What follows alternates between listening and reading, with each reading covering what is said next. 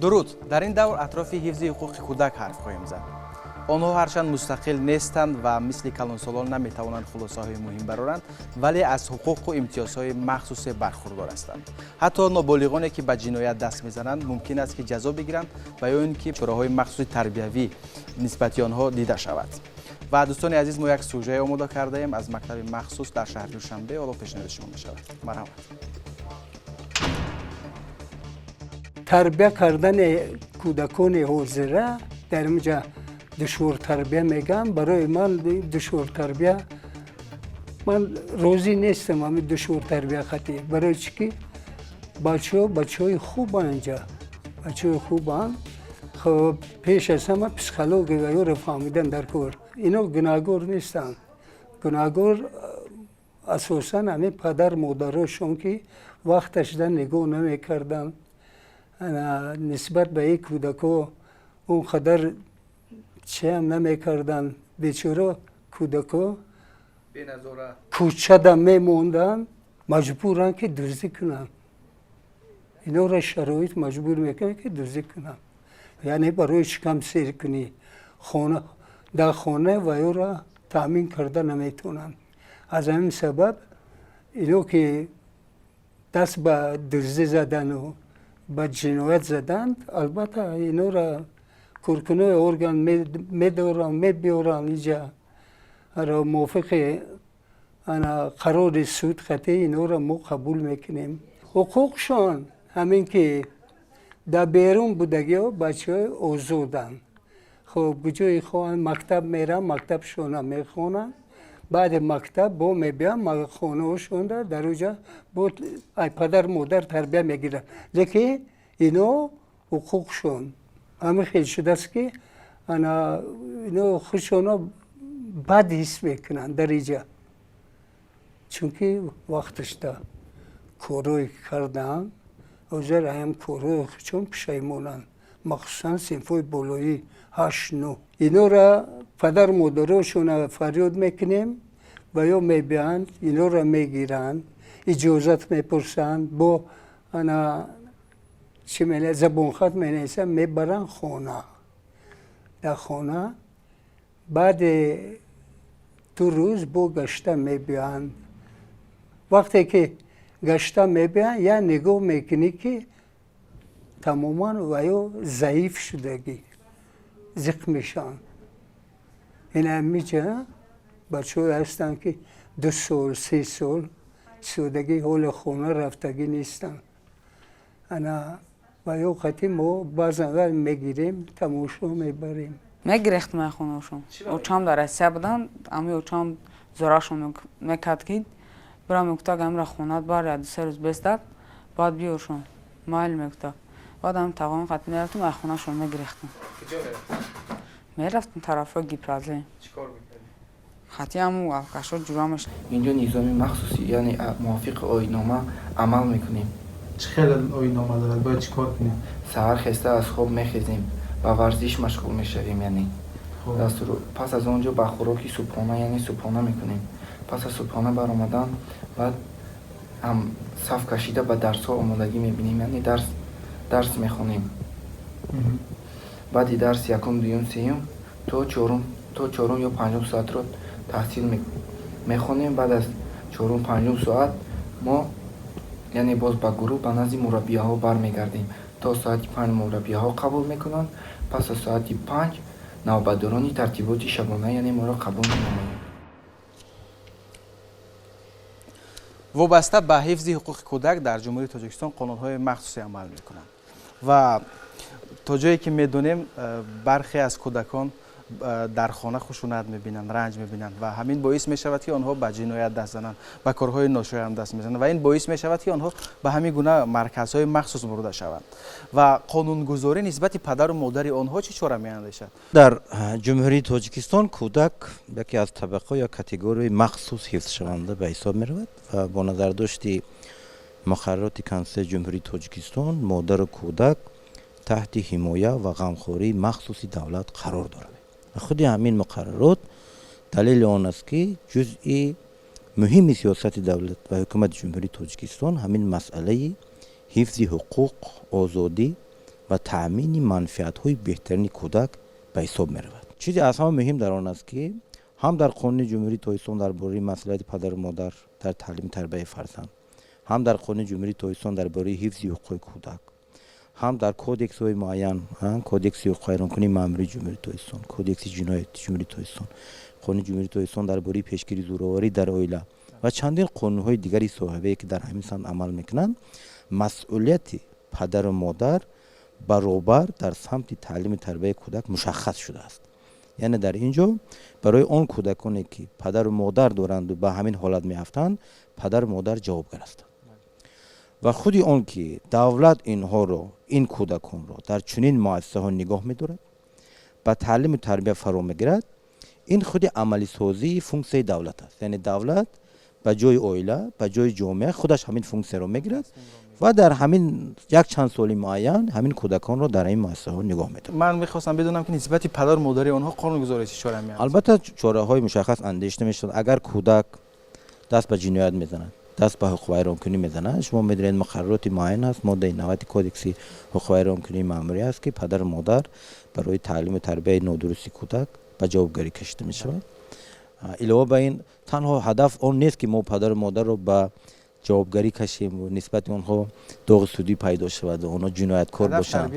هدف تربیت است. یعنی پدر و مادر باید از معیارهای قانونگذاری، مخصوصا معیارهای قانونگذاری جنایتی و مأموری آگاه باشند و دونند که کودک در مسئولیت آنها است و چی رفتاری که وای تا 18 سالگی میکند از پدر و مادر پرسیده میشود که برای چه میشود. اصلا کودکان با کدام نوع جنایت ها عموما کارهای ناشایان دست میزنند؟ شما اصلا کدام نوع کارهای آنها رو به خیر میگیرد بیشتر؟ در 3 ماه سپری گردیده اون نورسانی که دست به حقوق ویرانکنی ها میزنند از طرف سود شهر و نویه ها، پدر و مادر آنها به جوابگری مأموری مطابق کودکس حقوق ویرانکنی مأموری با ماده 90 کشیده می شوند و جنایت‌هایی که در سال 2023 و سالهای پیشین به قید گرفته شده است، بسیار جنایت‌های دزدی نابالغان می باشد. وقتی که کودکان به آواره‌گردی مشغول می شوند، هنگام عملیات‌های مشترک می شود،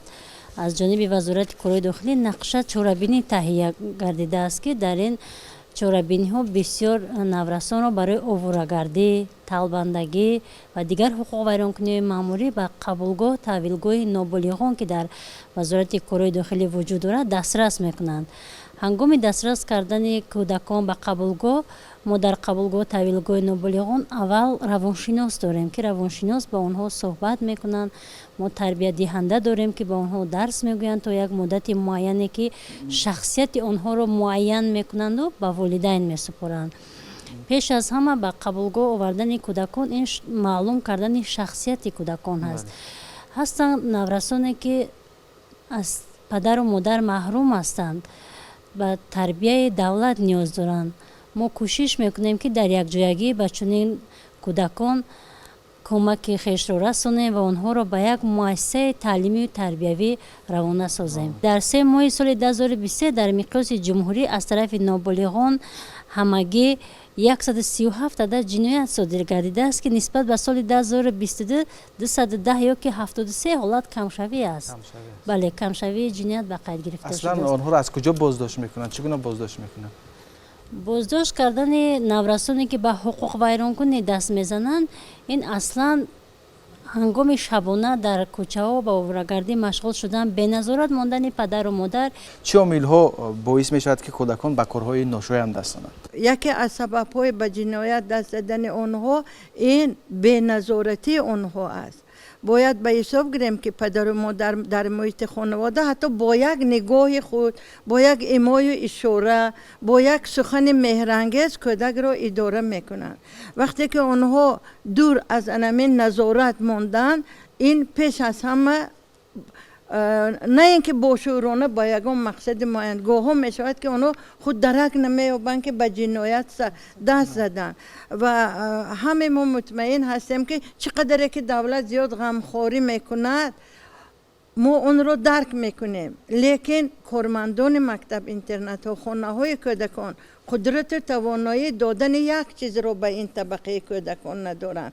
این مهر و نوازش، دوستداری، حس دلبستگی که انسان هنوز از روز در بطن مادر پیدا شدن نیاز به همین دلبستگی، مهر و محبت، نوازش دارد.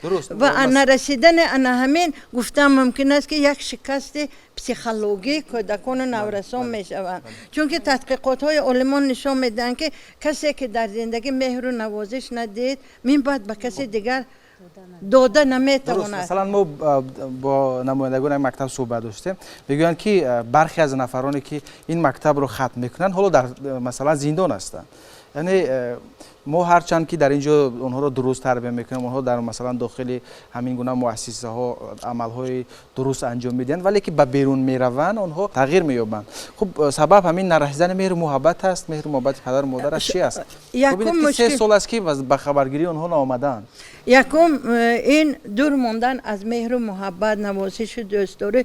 دوم از همه علام‌آور به این طبقه کودکان نورسان خود را برای پیوندان و نزدیکان خود نادرکار حس کردند. گویا که او شخص به کس نادرکار، از محیط عائلوی پرتافته شده، از جامعه دور کرده شده، به جای آنکه آنها اصلاح شوند در باطن آنها یک ناراضگی، عصیان، قهر و غضب به وجود می آید که آنها مست در دوام 3 سال در اینجا هستند و کسی آنها را سراغ نکرده. سیوم جهت مسئله در آن است که وقتی که کودک در محیط عائله، در محیط خانواده، در محیط محله، در محیط مکتب، باغچه تربیت میگیرد، او قاعده معیارهای اخلاق را با شعورانه از خود میکند.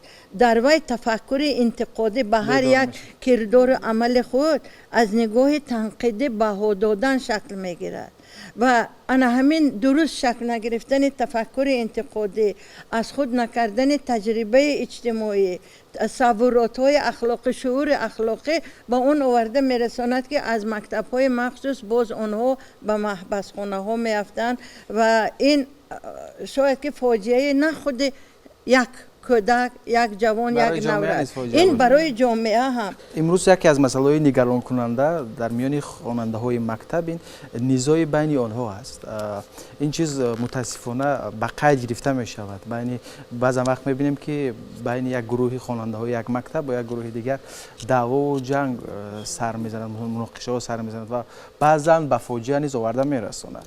خب وابسته میخواستم به این که مثلا چه چاره‌ها اندیشیده می شود از جانب وزارت معارف، چگونه همکاری ها دارید، با کدام نهادها شما برای پیشگیری همین حالت کار میبرید؟ تشکر زیاد. وزارت معارف و علم جمهوری تاجیکستان وابسته به این حالت مذکور علاقه طبق فرمایش وزیر معارف و علم جمهوری تاجیکستان تحت رقم 521 تشکیل چورابینی ورزشی، اطلاعاتی و فرهنگی در مؤسسات تعلیمی به راه مانده است که یکی از راه‌های پیش گرفتن چنین عامل‌ها بیرون از وقت درس در چنین چورابینی اشتراک کردن کودکان یا تعلیم گیرندگان به حساب می رود.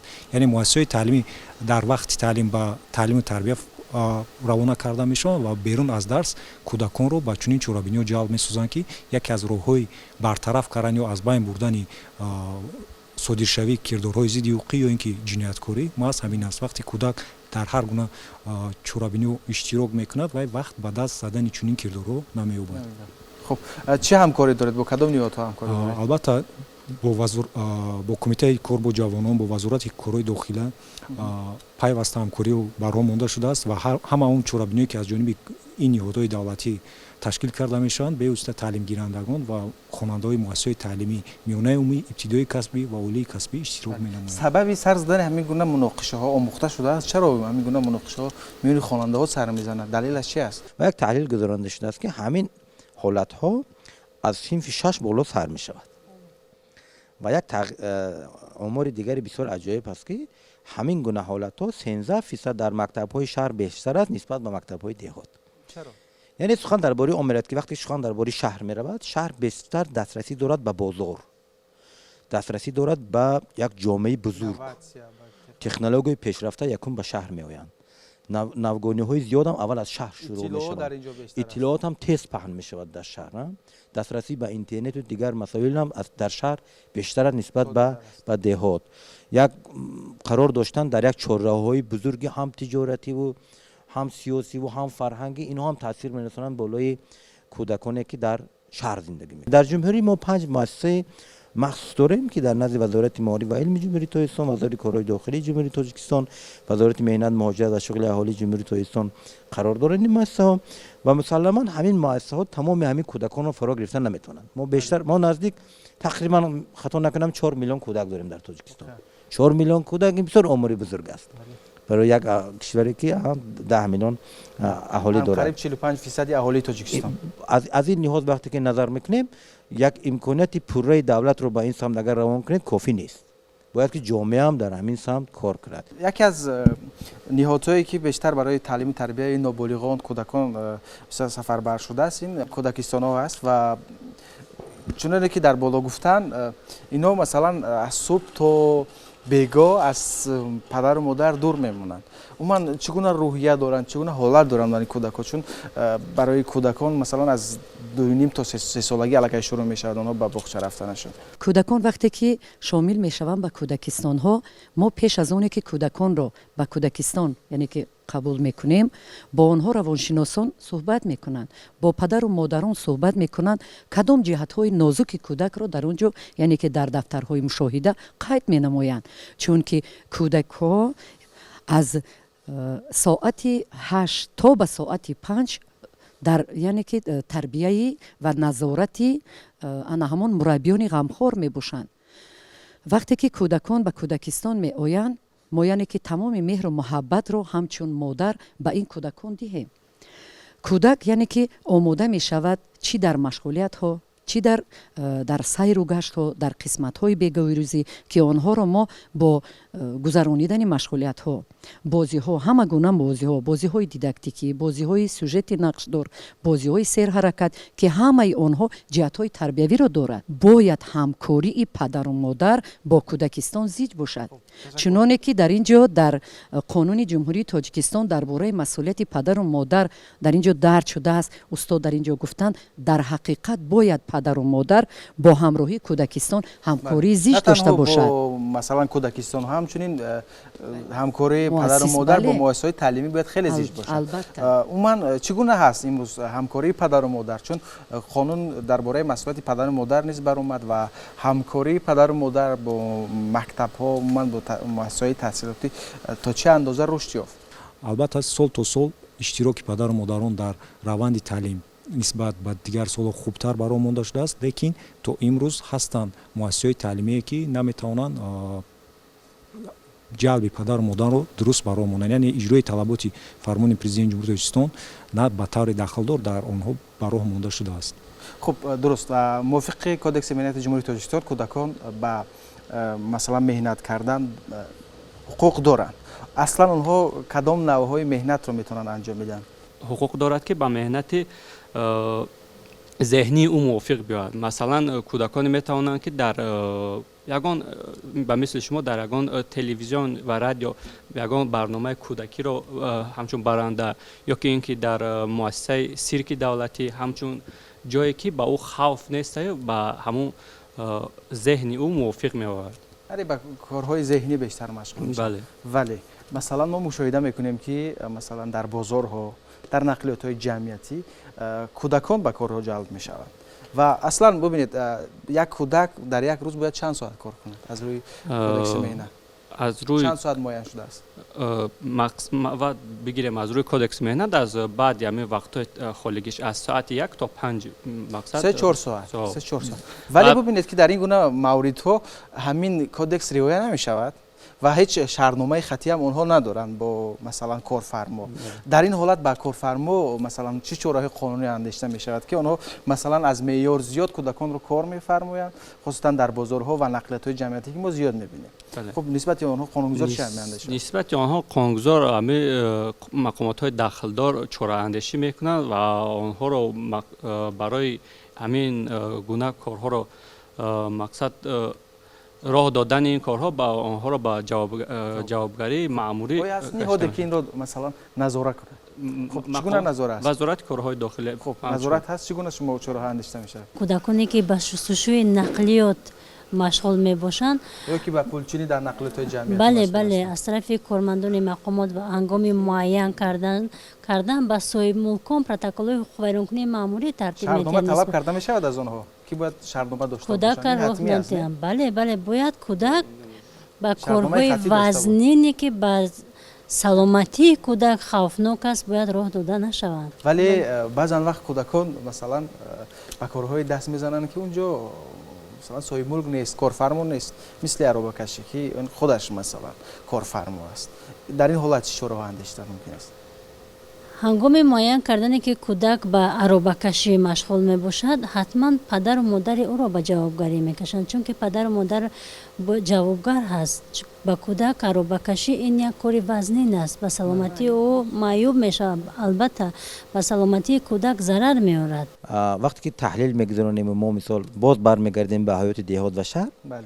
در دهات عادتا کودکان زیادتر به همین گونه مهنت ها جلب کرده میشوند، اما همین جزئی فرهنگ تربیه هستند. وقتی که یک کودک به پدرش یک مادرش کمک میکنند در اویله، یک سطل آب میآورد یا خانه میروبد یا نمیدونم کارهای صحرا میکنند، اما همه آنها در مجموع باید که به حیات و سلامتی کودک باید معیار داشته باشند، خطر نداشته باشند. بله، یعنی با نظر داشت کمالات رشد کودک، امکانات های جسمانی کودک، امکانات های فکری کودک باید به نوبت گرفته شود. کودکانی هستند که مثلا در ساعت های درسی به کارهای مشغول میشن و چون که در بالا گفتید در دهات مثلا به کارهای صحرا ولی در نظارت پدر و مادر هستند، ولی وقتی که در شهر آنها به مهنت دست میزنند، به کارهای دست میزنند که مثلا اونجا پدر و مادر حضور ندارند و یک جمعیت است، اونجا شخصیت های مختلف هستند با تفکر و نظرهای مختلف و این میتواند که تا جای به مثلا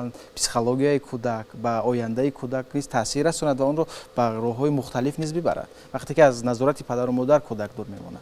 خب در حالت‌هایی که مثلا از ساعت درسی بیرون هستند شما چی نظر دارید؟ وزارت معارف در یک جایی با وزارت کارهای داخلی و پروکراتور گنرالی جمهوری اسلامی پیوسته ریتو تشکیل می‌نماید در مؤسسه‌های تعلیمی وابسته در وقت تعلیم بیرون از با کارهایی که طبق طلبات قانون جمهوری اسلامی درباره مسئولیت پدر و مادر است صادر کردن کودکان معین کرده شود، از جانب مقامات داخلدار پروتکل‌های معین ترتیب داده میشن. اگر در وقت درس باشد آموزگاران خنک نظری کرده باشند نسبت آموزگاران، اگر در بواسطه از مسئولیت پدر و مادر وابستگی داشته باشد پدر و مادر دعوت کرده میشن. بله تشکر زیاد و ما یک نظر پرسی نیست در شهر خرجند گذراندیم و بسته به حفظ کودک عموما تعلیم و تربیت کودکان به نظر مردم رو نیست و بسته به این موضوع میشه. خدمای محترمان نزد کلام کرده که من اسمان نکی یکمور از مادرم که پسخ شوندگی یا کالتاخ خوردگی برای همون منم فرزندم تا اینجا که یکمور نزدیم خاک درست رفتار کردن این ناانصافی مردم ای که مقصد باید درست رفتار نکند با فرزندش به دخترش به کسی نباشه با مردم ای برمسو باید درست رفتار نکند که آدموار رفتار کنند. امروز میبینیم بعضن اویله های هستن که در اویله نسبت فرزند زورآوری میکنن، باید این خیلی نباشد. هر یک کودک حقوقی تحصیل تا مکتبی دارد، باید پدر و مادران مسئولیت رو به عهده خود گرفته به مکتب و دیدسد برند. خواستی مولتر بچه های اعتبار دادن در کن، میخر دادن در کن، آینده ای باید فکر کردن ما در کن. ما پدر مادر رو همین قدر باید به وقت جدا کردن ما در کن. فکری ما همین. همین موضوع کودک میده. ما میخواهیم که بچه سالم کلان شود، حقوقش حمایه شود، آینده خدمت خلق وطن باشه. شاهد این واقعه شده که آنها زورآوری میشه نسبت آنها، یعنی سخنهای آنها را نمیگه در حقشون سخنهای قبیح میگه، نه همین چیزها دیده میشه. بسیار تشویقات بودن در کار، جمعیت ها کردن در کار، اویله های نمونه نشان دادن در کار. پیش رفتن تکنولوژی دسترسی به تکنولوژی معاصر بعضن وقت جنایت های نو رو روی کار میارد، بعضی کارهای رو روی کار میارد که واقعا هم انتظار نداشتن مردم. و موافق قانونگذاری جمهوری تاجیکستان پس زدن شأن و شرف کودک ممنوع است، ولی امروز مشاهده می شود که در شبکه‌های اجتماعی کاربران بعضا وقت همین را رعایت نمی‌کنند و عکس و نوارهای تحقیر کننده نسبت کودکان در شبکه‌های مثلا اینترنتی پهن می‌کنند که تا جای این می‌تواند به روان کودک مثلا آینده کودک تاثیر برساند. آیا مثلا نسبت آنهایی که همین گونه عملها رو روا می‌بینند و عکس و نوارهای کودکان رو در شبکه‌های اجتماعی پهن می‌کنند و مسخره می‌کنند، قانونگذاری چاره می‌اندیشد و چگونه چاره‌ها باید نسبت آنها اندیشیده شود؟ مسئله زوراوری یا آزار جسمانی نسبت کودک یکی از مسئله های تشویش آور باقی میماند. متاسفانه جامعه ما نیز از این گونه حالت ها عاری نیست و احیانا یا در حالت های علاهیده در دوام یک ماه گیریم اگر ما همیشه دو سه حالت رو طریق شبکه‌های اجتماعی شناس میشویم و آگاه میشویم که متاسفانه پدر و مادران یا شخصانی آنها را عوض کننده نمایندگان دیگری قانونی کودک دست به زورآوری میزنند و یک امور بسیار نگران کننده هم داریم که هنگام جدا شدن عائله ها به خاطر انتقام گرفتن پدر یا مادر دست به چنین جنایت ها میزنند و آن را ثبت کرده به خاطر قصدگیری یکدیگر در شبکه‌های اجتماعی میگذارند. و این اموری که در شبکه‌های اجتماعی و حالت‌هایی که در شبکه‌های اجتماعی گذاشته میشوند کم هستند. در تجربه ما حالت‌های زیادی رو می‌دونیم که شهروندان به ما مراجعت میکنند، ثبت و نوارهای زیادی رو میآورند که در آنجا حالت‌های علاهیده زورآوری نسبت کودک یا آزار جسمانی نسبت کودک دیده می‌شود که متأسفانه چقدر در بالا قید کرده و از جانب شخصان نزدیک همین کودک صادر شده است. این جنایت است و جنایت به تمام پهلوهای قانونگذاری نسبت به همین حالت محکوم شده است. 19 ایل سال 2022 با امضای پیشوای معظم ملت با کودکس جنایتی جمهوری تاجیکستان و کودکس مهنت جمهوری تاجیکستان یک قطار تغییرات‌های مهم وارد کرده شدند که اینها در سمت حفظ حقوق کودک در تجربه 30 ساله دولتداری ما بسیار یک معیارهای مهم و گومانیستی به حساب می‌رود. در این برابر در نظر دارم که شأن و شرف کودکان رو پس میزنند، مثلا به اجازه پدر و مادر آنها شأن و شرفشون پس میزنند، آنها رو مسخره میکنند و در اینترنت پخش اگر شما آیسته آیسته رشد میکند. ببینید همین خودی حالت دخل‌ناپذیری کودک، پس دادن شأن و شرف کودک، شخصیت و حیثیت کودک این جنبه مهمی کنستیتوشن جمهوری تاجیکستان است. ببینید وقتی که کودک را ثبت میکنن و به اجازه اون معلوماتی به اون معین رو در شبکه اجتماعی میگذارن، این خودش علاقه ویرانکنی حقوق انسان است. حتی خودی همین امروز حالتایی که بلاگران ما متاسفانه از ناتوانی کودکان استفاده کرده بالای اونها پول کار میکنن، این خودش باعث نگرانی است. آیا این جنایت هست؟ این جنایت است. خب چاره‌ها چگونه اندیشیده میشود نسبت آنها؟ اگر چاره هست که مثلا نظارت میشود، چاره اندیشیده میشود، چگونه است؟ البته برای پس زدن شأن و شرف کودک این جنایت است. این پرونده جنایتی نسبت اون شخصی که در شبکه‌های اجتماعی یعنی کودک رو ثبت میکند و میپرتوید شأن و شرف کودک رو پس میزنند، نسبت شخصی در شبکه و پرتوفتگی پرونده جنایتی آغاز میکنند و این از جهت روانی به آینده کودک تاثیر منفی میرساند. برای ما جهت روانی شرطی که چه تاثیر میرساند؟ یک کودکی که مثلا در اینترنت رو مسخره میکنند، پهن میشود و خیلی زیاد پهن میشود و واکنش زیاد میبیند و حتما که از جانب دوستان و نزدیکان خود این مثلا باعث مسخره میشود و مسخره کشیده میشود. این چه تاثیر میرساند به آینده کودک؟ انا همین نسبت کودک و نوراس پهن کردن موادهای نامبر شده، نسبت نوراس پس زدن قدر و منزلت وی، ما اون رو شکست روانه یا خود زورآوری روانه مینامیم. که در نزد مردم نقصانهای وی رو یا یگان کمبودیش رو میگیرند و وی رو مورد مذاق و مسخره قرار میدن. حتی یک عادت نامطلوب در مردم ما است که من بعد سبب لقب یا خود تمغه گرفتن وی هم شده میتواند. این یکی از جراحت‌های وزن پسیخیکی به حساب می رود، چون که به تقدیر وی در من بعد در انتخاب کسب، در انتخاب همسر، در انتخاب جای کار، در دایره دوستان و رفیقان نیز تاثیر منفی رسانده می تواند. وابسته به حفظ حقوق کودک و بهتر شدن آن در جامعه تاجیکستان چی نظر و پیشنهادها دارید؟ برنامه ها عاید به بلند برداشتن معرفت حقوقی والدان و نورسان تشکیل کرده شود، چون که هر یک ما از روی مسئولیت وظیفه و موقع اجتماعی معرفت حقوقی خود را باید استفاده برده توانیم.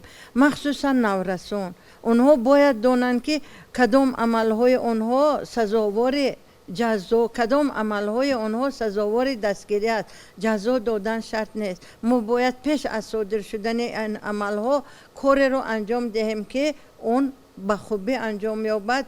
جزا را استفاده بردن ضروریت به میان آید. جمهوری تاجیکستان عضو فعال یا اشتراکچی فعال کنونسیون سازمان ملل عاید به حقوق کودک است. سال جاری ما 30 سالگی همراه شوی با این کنونسیون رو تجلیل میکنیم. نوبسته از این هم در سطح سیاست، هم قانونگذاری و هم عملیات چهارراه مشخص اندیشیده میشوند، اما تجربه نشان میدهد که باید پیش از همه اطرافی مهیا کردن محیط کودکانه، جدا کردن محیط کودکانه از محیط کلانسال، کارها در فضای اویلوی هم در فضای اویله هم در جامعه کارها باید که جانا کرده شوند. علاوه بر این باید که سهم جامعه نیز در تعلیم تربیت کودک باید مشخص باشد. علاوه بر اینکه پدر، مادر، مکتب و دولت کار میکنند، جامعه نیز باید که اطرافی حفظ حقوق کودک و تامین منفعت‌های بهتری و بی‌طرف نباشد.